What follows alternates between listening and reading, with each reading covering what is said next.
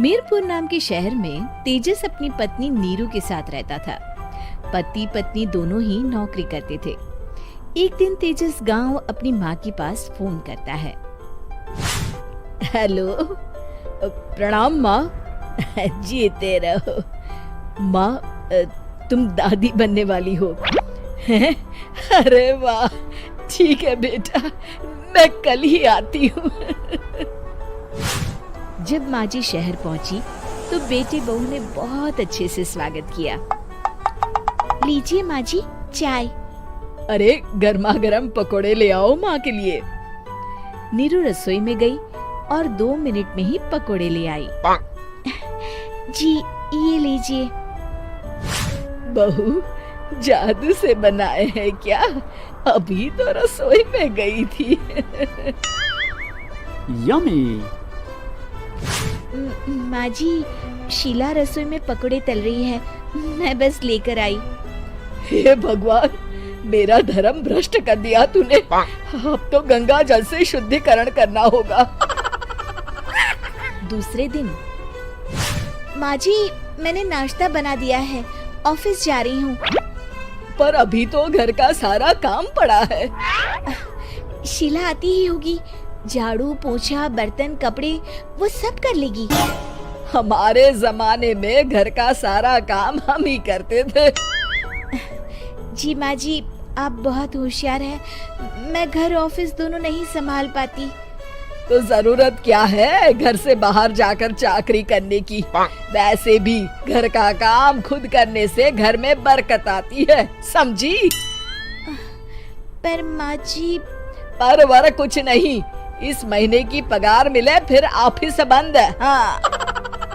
रात को नीरू तेजस से कहती है, सुनिए जी, माँ जी बोल रही थी कि मैं नौकरी छोड़ दूं।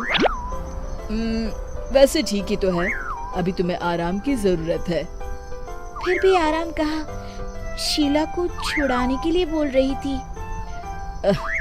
तो अब 24 घंटे में इतना काम तो कर ही सकती हो। पर जॉब पसंद है मुझे, घर पर मन नहीं लगेगा।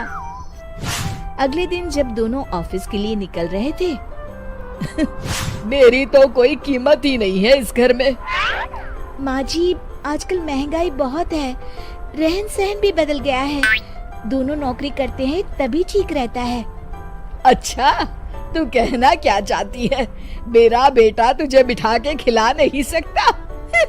तू ही इस घर का खर्च चला रही है, हैं? नहीं माँ जी, मेरा वो मतलब नहीं था। मतलब खूब समझती हूँ, ये बाल धूप में सफेद नहीं किए मैंने। हाँ। अब तो ये रोज का काम हो गया था। तेजस भी रोज की झिकझिक से परेशान हो गया था। एक दिन उसने कहा, नीरू, वैसे भी तुम्हें मैटरनिटी लीव मिलने वाली है, तो अभी से ही छुट्टी ले लो। पर क्या, मेरी सैलरी अच्छी खासी है। आखिर नीरू ने रिजाइन कर दिया। जब बच्चा हुआ तो घर में सब बहुत खुश हुए। कुछ दिनों बाद तेजस फाइल देख रहा था। क्या हुआ तेजस, कुछ परेशान लग रहे हो? अब हाँ, वो हमारी जितनी सेविंग्स थी वो तो हॉस्पिटल में और छठी के फंक्शन में खत्म हो गई है नीरू। और अभी वैसे मंदी चल रही है तो मैं बोल रही थी कल मुन्ना को हेपेटाइटिस का टीका लगवाना है। नीरू, क्या पोस्टपोन नहीं कर सकते? नहीं जी, बिल्कुल नहीं। अब तेजस को समझ में आ रहा था कि उससे गलती हुई है। पैसों की कमी का असर घर के माहौल पर भी पड़ रहा था। अगले दिन, बेटा मेरा चश्मा और ये दवाइयाँ ले आना, पर्चा देते हुए माँ जी ने कहा। जी। तेजस, मुन्ना के लिए दूध का डिब्बा और डायपर भी ले आना, और ये किराने के सामान की लिस्ट है, इसे भी लाना है। तेजस गुस्से में लिस्ट मरोड़कर फेंकता है और चिल्लाता है, पैसे क्या पेड़ पर उगते हैं? ये ले आना, वो ले आना। अरे पर ये जरूरत का सामान ही है। वो गुस्से में बिना कुछ कहे ऑफिस चला गया। अरे लंच तो ले जाइए। नीरू दौड़कर डिब्बा पकड़ाती है। एक दिन खाना खाने के बाद, नीरू, अब तो मुन्ना कुछ बड़ा हो गया, तो अब तुम वापस ज्वाइन कर लो ना जॉब। पर इस रिसेशन में जॉब मिलना बहुत मुश्किल है। ट्राई तो करो। फिर मुन्ना? माँ जी है ना, और एक फुल टाइम मेड भी लगा लेंगे। पर माँ जी, उन्हें तो पसंद नहीं।